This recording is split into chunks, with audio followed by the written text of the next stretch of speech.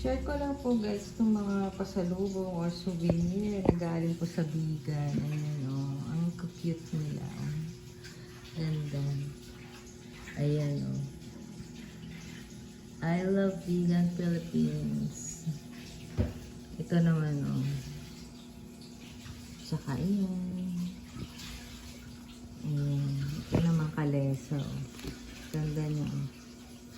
Napakaganda po itong mga pang pasalubong, regalo. Ayan, simple lang pero ang cute. Magnetic po yan para sa rep. Yan. Ganda niya. Ayan pa.